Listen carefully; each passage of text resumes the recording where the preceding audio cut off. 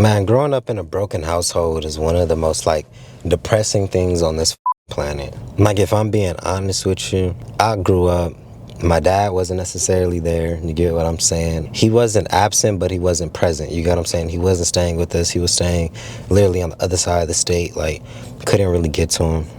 Then my mom was a single mom, but she was stuck to this dude, and she was just getting played all the goddamn time and like that by this dude. Like, I swear to God, like, every day in the household, it felt like there was another horror story. There was another tragedy that was going on, right?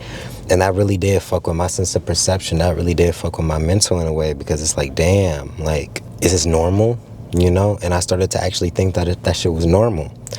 So, like, fast forward into, like, when I started dating women and stuff like that, I noticed that I was always on the losing end of the stick, right? Like, I was always the good guy. I was always the nice one. I was always the understanding one and the one trying to heal them and pour into them. And I just wasn't being appreciated at the all. And it was throwing me off completely. And I remember it was probably like a year or so ago. I was like, why do I keep attracting women who I feel as if I need to heal? Like, what is it within me that feels as if these type of women is even attractive? And I had to be real honest with myself. Like, why am I attracting these type of people? And then when I started to look around, all of those women had at least one trait that reminded me of my mother, right? And since I took on the emotional weight of also being the only man in the household, it was like, damn, I'm over here trying to fix these women and like pour into them, knowing that they don't want me. Like, they can tell me straight to their face, like, I don't know if I want you like that, but I'll hold on to but you said like that. So clearly you must want me, but you're just traumatized, which is why you're not committing to me. And then I'll stay and put up with just for the sake of it, like, unnecessarily. I don't know, like, that was always just with my mental health. Like, it was throwing me off, because like I was I'm not gonna say I was losing women, but it felt like I was losing women to these insecure ass dudes, right? And that's because I was going after the stereotype or the caliber of women that somewhat reminded me of my mother, and my mother was going after those type of dudes. You get what I'm saying? So it was like, it was throwing me off a little bit, you know, when I start talking to a girl and she's telling me like, you know, yeah, I played you, yeah, I put you second, because I was dealing with this dude over here and he's beating on me, treating me like and all this other type of shit. And I'm sitting there like, are you serious? Like, is that really what you're sitting here putting up with? Is that really what you're sitting here dealing with? Then is that really what you put over me? And it was a hard pill to swallow, but crazy enough, you know, when people make decisions like that, when they put good people on the back burner and they go towards dumb shit, stupid shit, and they always feel the repercussions of that. Like, I promise you, every woman that has dubbed me for a stupid came back and was like, I f***ed up. I realized what I did. But by then, it's kind of like too late. You get what I'm saying? Because it's like, it took you completely going over there, getting damaged, getting touched, all this other type of stuff for you to realize who was right in front of you. And after getting in enough instances like that, I remember sitting with myself one time and I was like, it's my type. It's my subconscious type. I'm attracted to a certain type of individual or a certain type of energy. And I had to start being real with myself. Like, okay, maybe I need to look for a different type of woman. Maybe I need to look for a different caliber of woman. Ones who probably don't share the same traumas or the underlying, you know, similarities that I'm used to. And that shit wasn't easy, you know, because it put me into like a period of like isolation for a very long time while testing out the different things that I think could and could not be for me.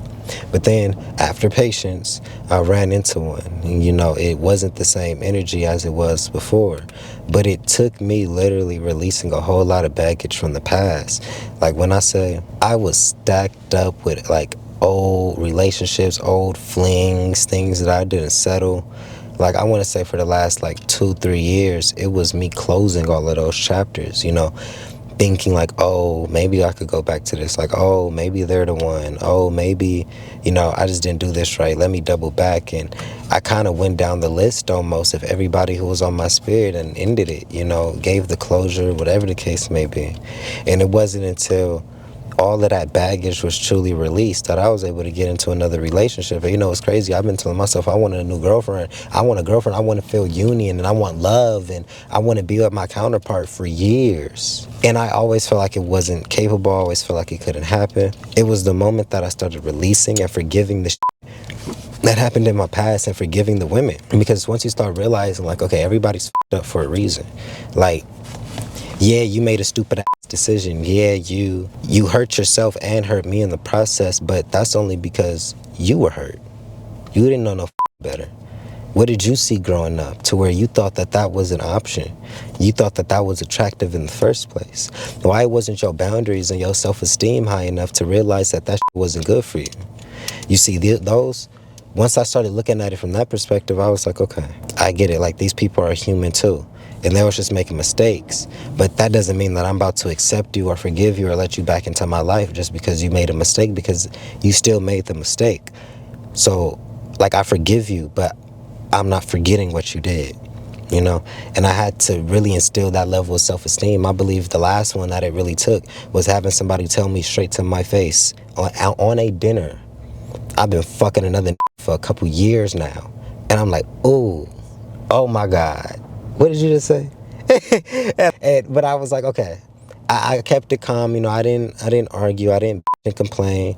I really sat there and had to talk with her, you feel me, while she started expressing herself and, you know, saying what was happening. I really gave her the game, like how I give y'all the game. I'm like, okay, well, this is what's popping off, you know, you feel me? This is what's happening. This is probably what you need to look at and address so you can, you know, do better for yourself, etc. But after that day, I didn't talk to that woman again, because it was like, what the f? I have too much pride. I have too much self-respect. As, I'm not even gonna say as a man, for myself, as as a being, as a vessel, as an extension of God, to put myself in a predicament where I know I'm not being valued properly, where I know the only reason why you're giving me the time of day is because you need help. Now, you know, the God in me would have been like, oh, you know, just give everybody grace and did it. But I think there's a duality. I don't think God is as naive and as forgiving as we sometimes make it seem. God will give you free will, but God has principles. God has standards. God has that he's like, nah, this isn't okay. Why would you do that? If that's what you want to do, then I'm about to put this in your path.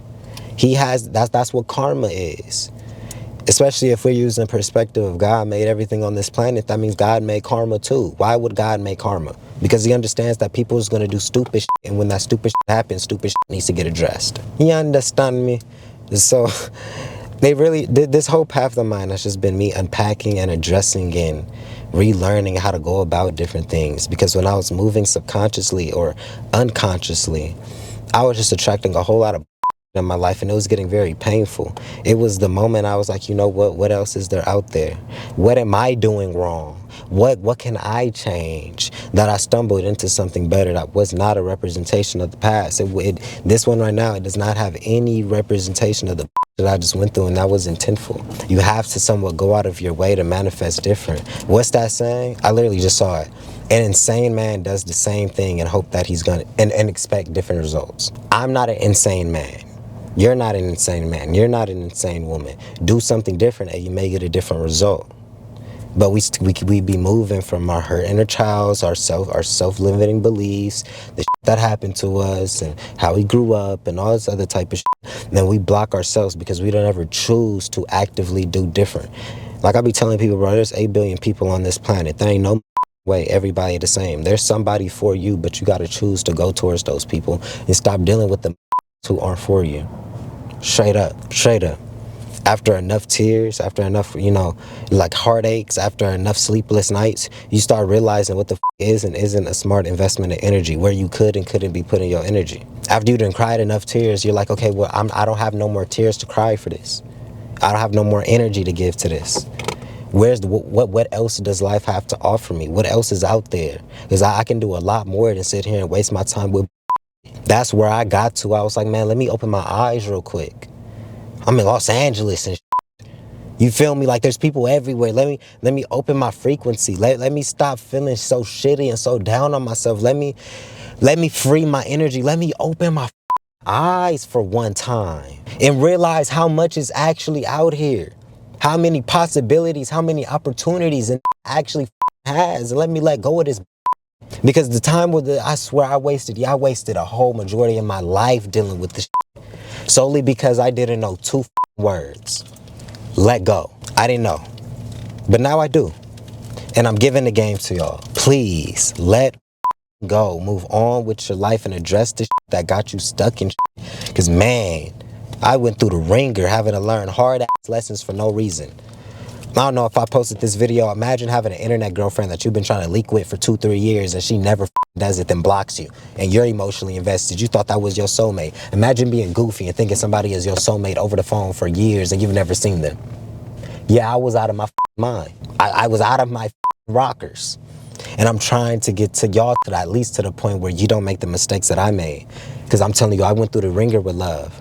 I went through the ringer with narcissists. I went through the ringer with people using my energy, abusing me, putting me on the back burner and thinking I was a toy because I was gullible. No. At a certain point, you got to realize it's just in certain just don't give a about you like you think they do. And then once you start realizing that, you have a little bit more discernment. This does not love me. They are using me. Oh, all right. Well, I'm not about to give this no grace. I'm about to peep game and remove myself. You see, but the naive version, oh, love everybody. Maybe they're just treating me like this because they're on a bad day. That's not no bad day. That's who they are. They be knowing what they doing. I promise you, if they did it today, they gonna do it tomorrow. Yeah, man. I think that's it. Go down in the description box, click the link in bio. Feel me? Go book the one-on-one calls or get the books. The Narcissistic Patterns ebook, Message to Self Central, which is kind of like my life story and like that. And I have a guided healing meditation for men too. If there's men watching this who just need to get over their shit, grow up a little bit or something like that, there's something right there for you too.